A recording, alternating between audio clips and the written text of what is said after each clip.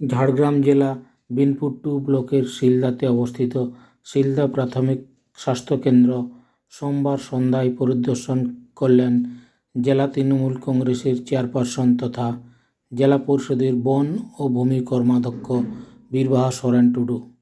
প্রাথমিক স্বাস্থ্যকেন্দ্রের ভর্তি হওয়া বিভিন্ন ওয়ার্ডের রোগীদের সাথে কথা বলেন।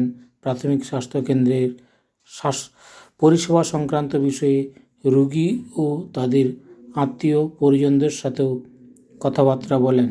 স্বাস্থ্যকেন্দ্রের ডাক্তার বেবি পাস্কের সাথে পরিকাঠামোগত উন্নয়নের ব্যাপারেও কথাবার্তা বলেন। এই কর্মসূচিতে উপস্থিত ছিলেন বিনপুর 2 পঞ্চায়েত সমিতির সভাপতি বিকাশ সিং সর্দার, বিশিষ্ট সমাজসেবী চিন্ময় মাহাতো, জেলা পরিষদের মৎস্য ও প্রাণী সম্পদের কর্মাধ্যক্ষ কুনামি হাঁসদা। পাশাপাশি তিনি ওখানকার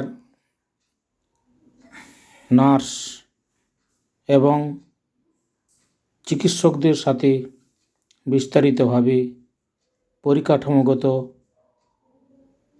দিকগুলি খোঁজখবর নেন। আপনারা সরাসরি সেই চিত্র দেখতে পাচ্ছেন RC 24x7 নিউজে।